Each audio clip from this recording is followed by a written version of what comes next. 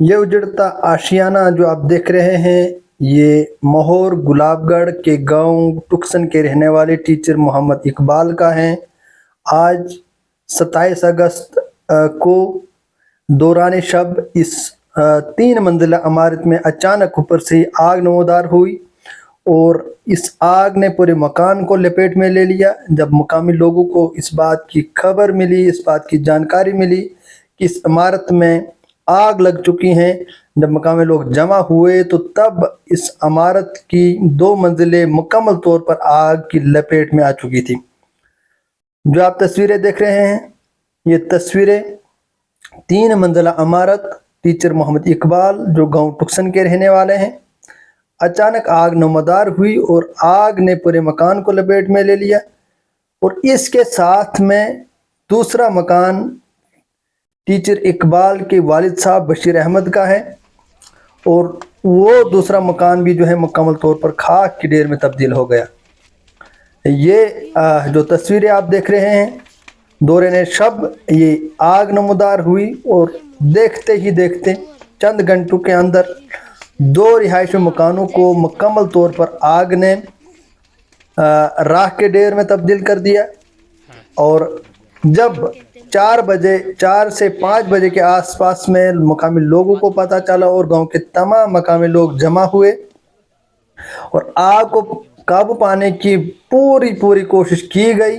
لیکن آگ نے تب تک دو جو رہائشی مکان ہیں دونوں رہائشی مکانوں کو مکمل طور پر تباہ کر دیا تھا۔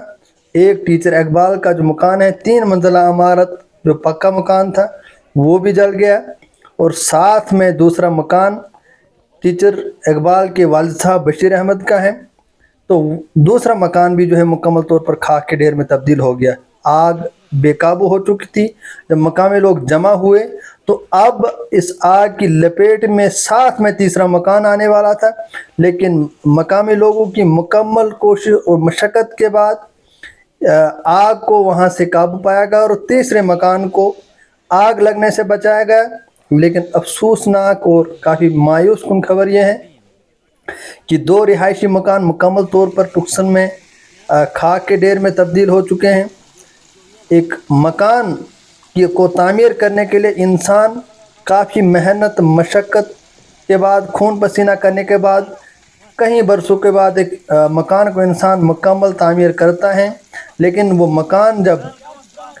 چند گھنٹوں میں اجڑ جائے، جب وہ آشیانہ چند گھنٹوں میں اجڑ جائے تو کافی مایوس کن اور پریشانی والا وقت ہوتا ہے یہ ایک انسان کے لیے جب اس کا آشیانہ چند گھنٹوں میں اجڑ جائے۔ تو یہ جو میں آپ کو تصویریں دکھا رہا ہوں آج دوران شب کی ہیں، 27 اگست دوران شب کی ہیں۔ ٹکسن کے 2 رہائشی مکان مکمل طور پر تباہ و برباد ہو گیا آگ لگنے کی وجہ سے۔ حالانکہ اس بات کی ابھی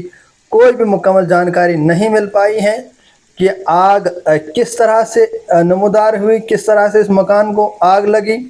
حالانکہ جو جانکاری ملی ہے کہ وہ جانکاری ہے کہ دوسری یا تیسری چھت سے ہی اس عمارت میں آگ پیدا ہوئی ہے۔ اب جانچ کے بعد